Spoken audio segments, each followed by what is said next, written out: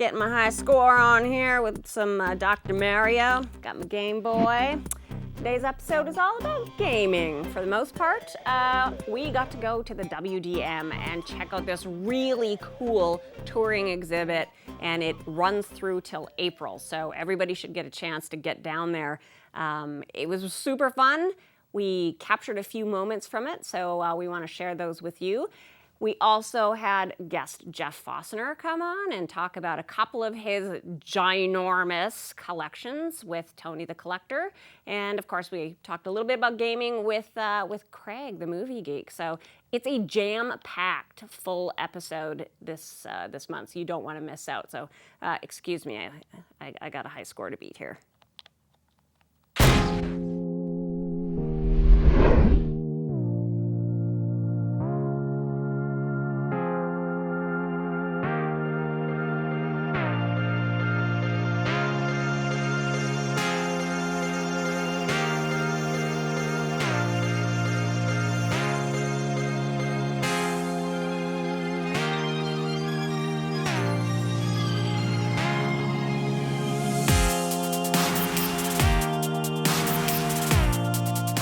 I'm here with Sean Tudor, who is the curator of this traveling exhibit. It's amazing. What do you hope that people get out of the exhibit?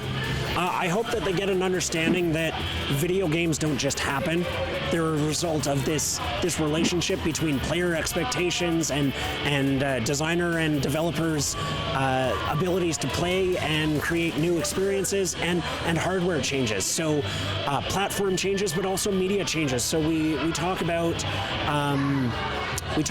Myst as a game, but we don't talk about it in terms of this is what it did graphically. We talk about it in terms of here's a disc that showed up on multiple CDs that allowed us to tell a bigger story because we had the storage capacity. So I want to get people to see that. But really, if I get somebody who's 3 years old, my son is 3 years old, he plays games on my iPad. If he's talking to his grandparent about games from the 70s, well, that's great. If they're talking about that, that's what I want to see. Okay, so mission accomplished, getting those generations together. Okay, one last question. Favorite game of all time? Yeah. Favorite game of all time, I will have to choose one that I've actually beaten. So I was a Game Boy kid, Final Fantasy Legend. Well done. Nice. Yeah, big fan of the Game Boy myself. Wore it out, played it till it died. So mine died this year. I got a new one this year. I'm sorry. No, I got a new 1989 vintage Game Boy to replace mine.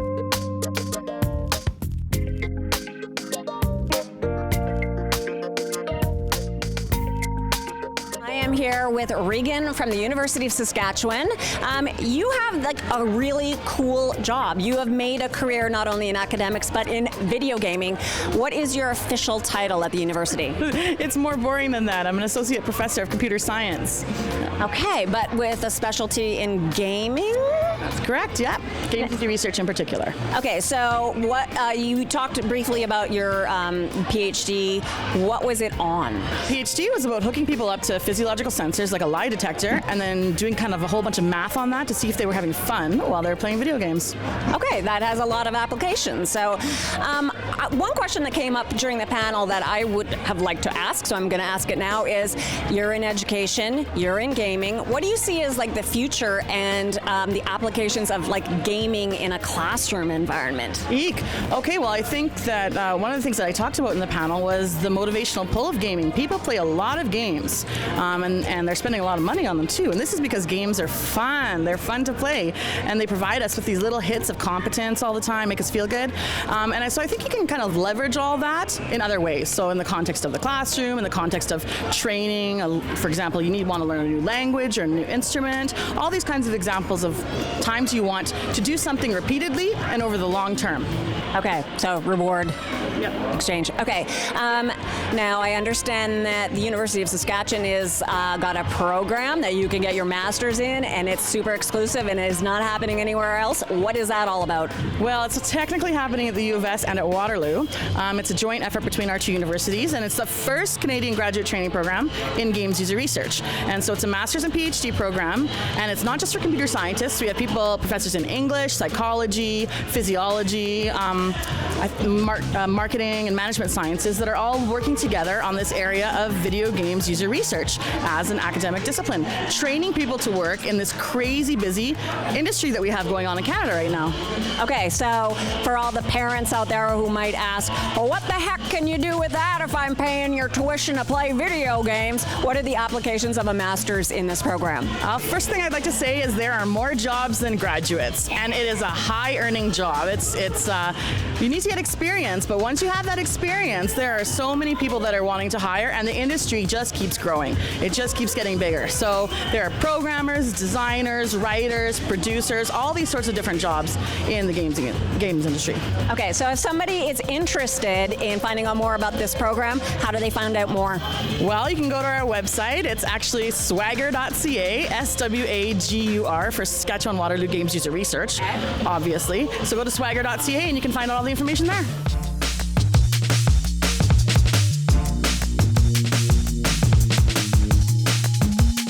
I'm here with Ryan Holowati from Noodle Cake. It is the crown jewel of gaming in Saskatoon. Tell me a little bit about your company and this awesome award that you recently won. Oh, thanks. Can we be a crown jewel for the only one? Maybe. Yeah, it's just like a really small crown or a really big stone in the crown? We'll take it. It's fine. Yeah, so we actually recently won last year a Apple Design Award for one of our games. So just to put that in perspective for people who might not know, there was hundreds of thousands of games that got submitted to the App Store last year, 8 of which won awards, only 4 were games. So one of our games won one, which on a rarity scale is, we say it's more rare than an Oscar. So it was a pretty huge accomplishment. We were pretty psyched for it. Okay, so my understanding is that, part of the success that has helped build your company is that you were able to make some fancy gadget that made the Apple system work with Android systems, and then that opened things up so that programmers from all over the world could use that so that their games would work on whatever device. Is that correct? Okay. You basically got it. Yeah, to an extent. How we grew the company was, it wasn't so much that we gave them the tech, it was that we said we would take your games, we'll use the tech to port your games over, and then we'll just release it under our publishing title. And then so what that did was we started releasing it and getting more and more players playing our games, and then it just started snowballing bigger and bigger and bigger, and then eventually developers started coming to us saying, hey, we don't care about the port, we just want you to release the game because you guys are really good at launching games. And then now we're a full service publisher that does everything from mobile to we've even started dabbling into PS4 stuff and Steam and things like that. So we kind of grown from that now. What advice do you have for a young person who's maybe just like going into a university program as far as enabling them to transition successfully into your field? I think a lot of times it comes down to just having a good understanding of the general basics of programming and things like that, especially on a programming side. The industry moves so fast that the tools we use to program, they change radically year after year sometimes. So, if you take a course about, Unity development now, in 5 years when you're out, it's probably not going to be around anymore. So you just kind of have to have that critical thinking and just be able to, be lean and adapt. And you don't necessarily have to be a programmer. I'm not. I've never written code in my life. I'm a business marketing guy. There's, jobs selling games. There's jobs for composers writing music in games. There's jobs for animators. There's a million. Every type of position you could have at the U of S or any other university, you could convert into gaming somehow. It's the field is quite large.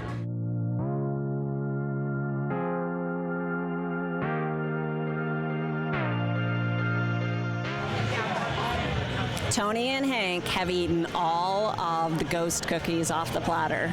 I think between the two of them, they really finished most of it off. Well done. Good job, punchers. Hey everybody, it's me, Hank. I am here with Mayor Charlie Clark talking about video games because I know one thing when you think of the Mayor of Saskatoon, you think video games. So, Mr. Mayor, speaking of video games, what would be the first game that you ever played? I think it was Where in the World is Carmen Sandiego?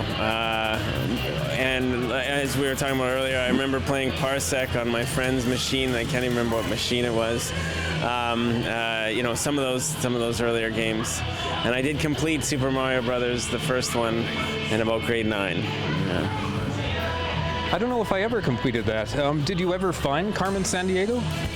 We never. I don't know if I did. Yeah. And as a dad, like me, video games in your house, how are you policing that? How's everything going on there?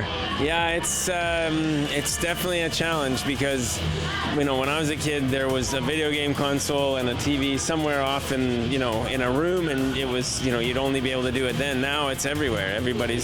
My phone is around, my wife's phone is around, there's, iPads sitting around, and so it's so ubiquitous in the house that we sometimes have to just package it all up and put it away and say, no, it's time to read, it's time to do other things. And as I mentioned to the mayor earlier, at home, nobody plays video games with me. The kids won't.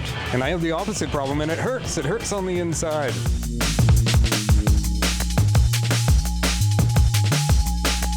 Oh, hey, it's Hank, and I'm back here with Simon, and we are talking video games. Simon, what is your favorite video game right now? My favorite video game would probably be Agario. It's a multiplayer online game where you're like basically cells and you try to eat each other. And yeah, it's really fun and interactive, and you get to meet pretty cool people. Yeah. Awesome. And at home, do you get to play a lot of video games? Well, like we have this rule that's kind of like we're allowed to do it on weekdays, but not on weekend. We're allowed to do it on weekends, but not weekdays. So. And I'm sure you've heard of a game. I think they call it Angry Birds. Is that right? Yeah. So you've played Angry Birds? Yes, I have. Would you say that it might be kind of weird that a guy on Punch TV, his name is Tony, he had never heard of Angry Birds or played it until we came here tonight? Is that weird? I think that is the stupidest thing that I've ever heard. I agree. Simon, thank you. Thank you. You don't even know me, man. That's just mean, man. Tony. Never heard of Angry Birds. Mean. It's like, hey, look at this game I'm playing, like Angry Birds.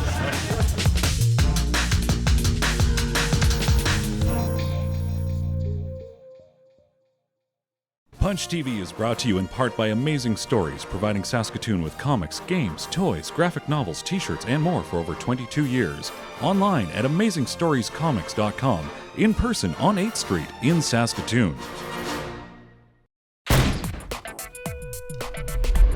Hello, lovely ladies and or dudes. My name is Hank, aka DJ Shingles, and I am here at the Western Development Museum celebrating all things video games with my BFF in the whole wide world. It's Telso. Hey, Telso. Nice. So speaking of video games, do you know what people like to do when they're not playing games? No. They like to read books. Oh. Do you read books? No. Well, today on TweetBeat, we're going to be talking about some books that you guys should get into. Maybe when you're not playing video games, start reading these. We're all in this together by Amy Jones. Mom does a barrel roll over a waterfall, but her family... That's in the turbulent water. That's in turbulent water. What kind of water? Turbulent. Could you say that one more time? Turbulent water. Pound dysfunctional, like you. Thank you. It's also a very good book, and it's got a shark on the cover. Who doesn't love sharks? I love them. Any more books that we should be maybe reading this month? In a Squash and a Squeeze by Julia Donaldson. I've never read these before, by the way. By Julia Donaldson and Alex Scheffler. An old lady brings the farmyard inside to help with a space planning issue. It's true. There's cows, there's pigs, there's all sorts of animals. Do you like animals? No, not really. Okay, what do you like, Tony? Oh, I like Star Wars. Okay. Do we have any more books that maybe people might want to check out? Talk as fast as I can by Lauren Graham. The star of the bad side, right side, respond retelling LOL, life stories. Pound, buy it, read it, love it. I did. I bought it, I read it, I loved it, and you guys will too. Thank you for watching this ridiculous segment. See you next time on TweetBeat.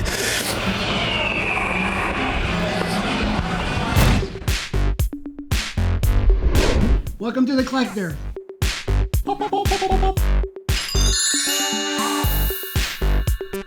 Hello, welcome to the Collector today. I'm here with Jeff Fossner. How's it going today? Good. The biggest, giantest toy I've actually ever had here on The Collector, and it is awesome. Thank you. This is pretty cool. This is something we've never brought into the store or into the show before. This is the actual He-Man from Matty Collector. That is right. How does this actually get into your house?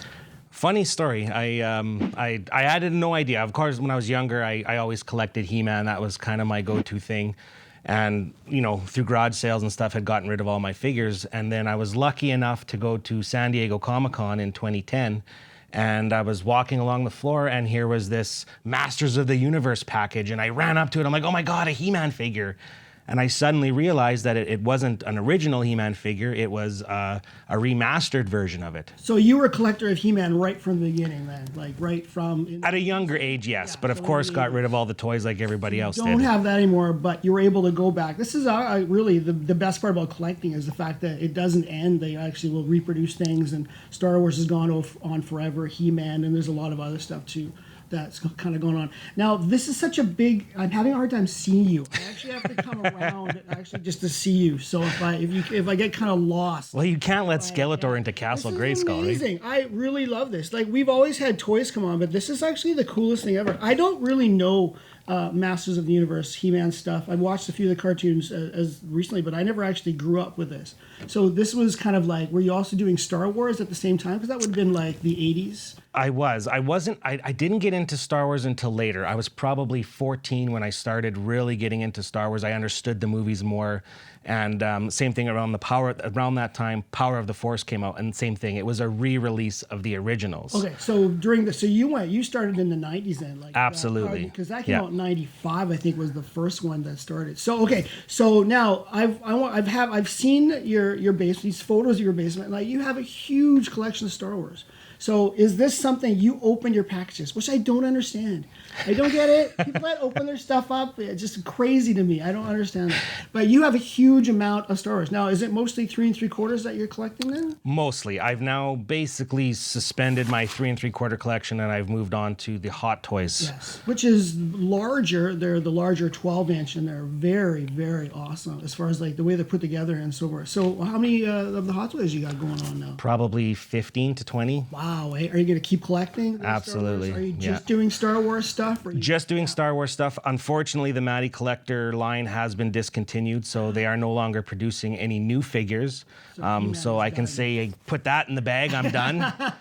But focus now has always been Star Wars. This was kind of a surprise that kind of crept up on me. San Diego Comic-Con. Now tell me, you go to San Diego every year then for the Comic-Con? I do try to. I've been 4 times. 4 times. And that is huge. That is the biggest comic convention in North America. Massive. Yeah, and probably in the world, I imagine. Everybody has to go at least huge. once. Are you going down there as a buyer? Are you buying things for your collection or just to see panels or what's... Both. Mostly as a fan, just to enjoy the atmosphere, and there's so many booths, there's so much to see.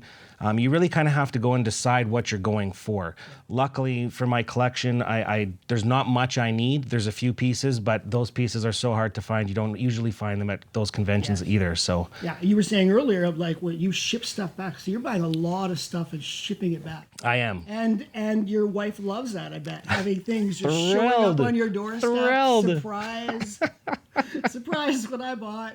She cringes when she hears the doorbell. I skip. Yeah, that's awesome. Okay, old Star Wars. Are you buying any of the older Star Wars? I do, like yes. Once I started collecting, of course, that leads into, okay, well, what else? What did I miss? And then you realize, oh, I missed quite a bit.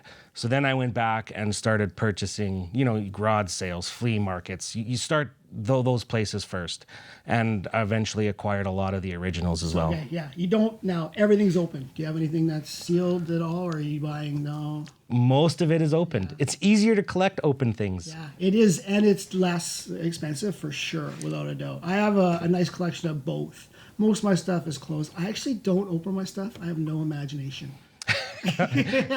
So it's more just an obsession now. I also have kids that, I think I'd be more upset if they opened up a package than if they took a He-Man off the shelf. And that is crazy. So now I noticed with a lot of the stuff that in your picture, you have like a giant Kylo Ren. Is that like a costume? That is actually a costume that I had a gentleman that runs Wicked Armor produce for me prior to Force Awakens release. Really? So this isn't like a mask? No. This is a made. This is basically as movie replica as you can get. Wow.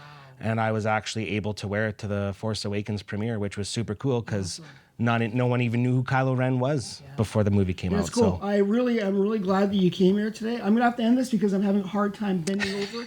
My body will only do this for so long. This is awesome. Thank you very much for bringing He-Man and talking about Star Wars. Thanks for having me. Thank you very much. And we're just gonna go to a break.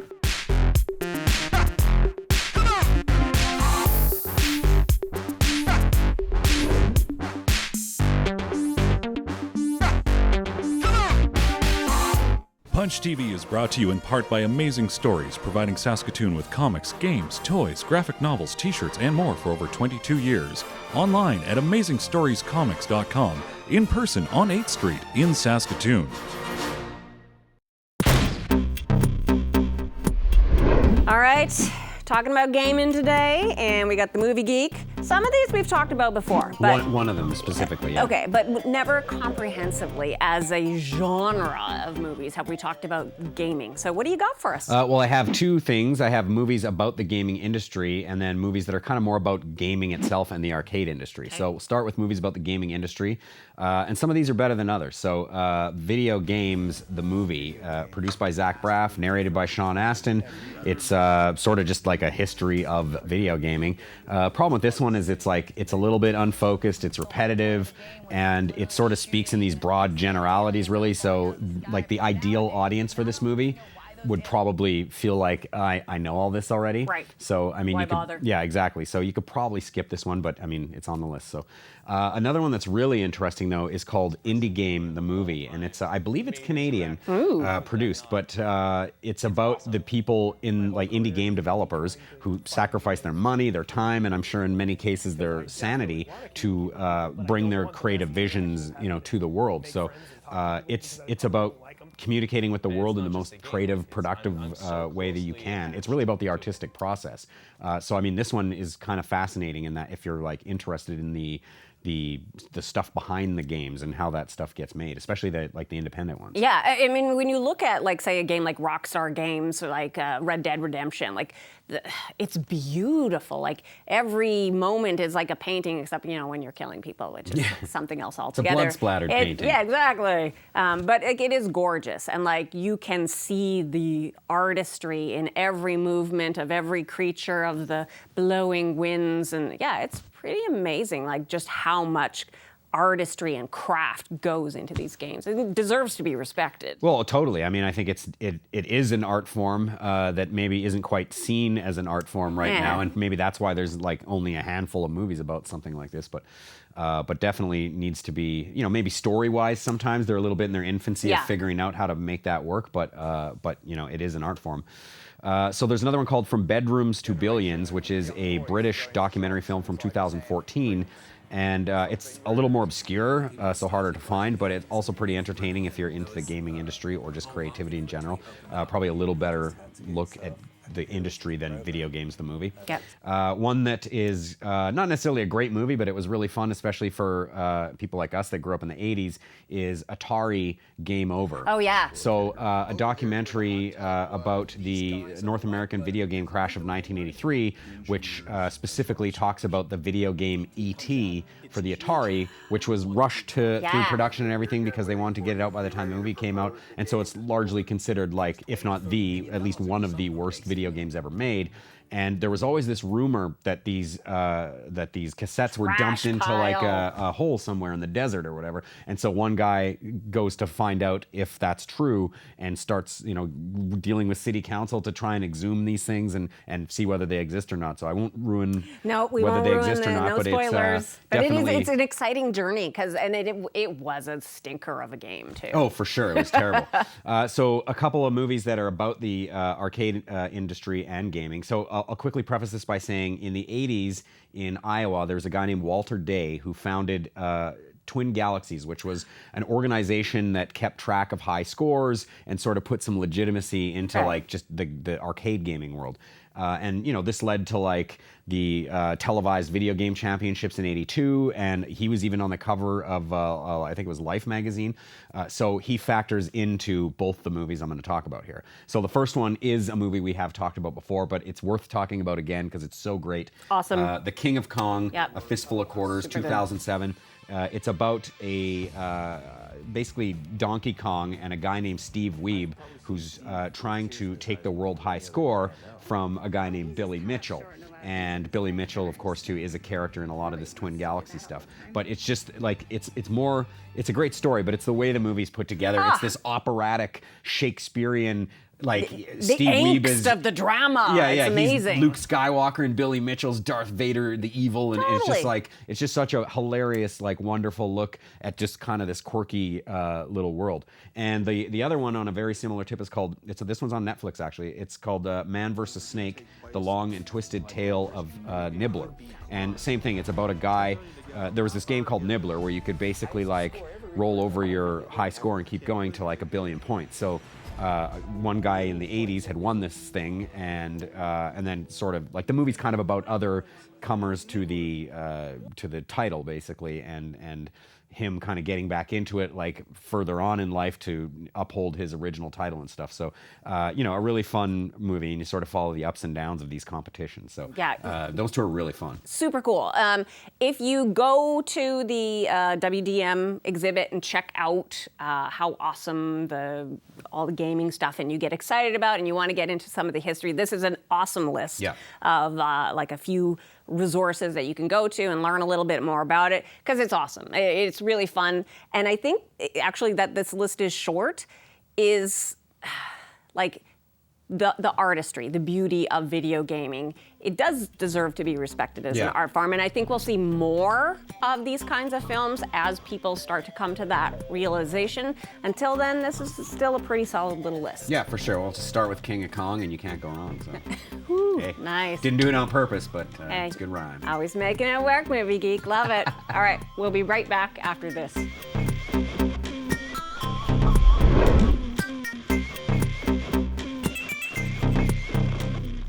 Punch TV is brought to you in part by Amazing Stories, providing Saskatoon with comics, games, toys, graphic novels, t-shirts, and more for over 22 years.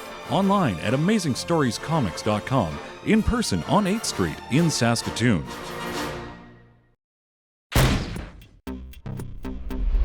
Well, that wraps up another awesome episode of Punch. We hope you enjoyed your time at the WDM with us. And by all means, if you were intrigued by what you saw, go and check that out. Thank you to Jeff Fossner and to the crew at WDM. And of course, thank you to Tony and Hank and Craig and our crew. And thanks to you for watching. In the meantime, virtually keep your dukes up.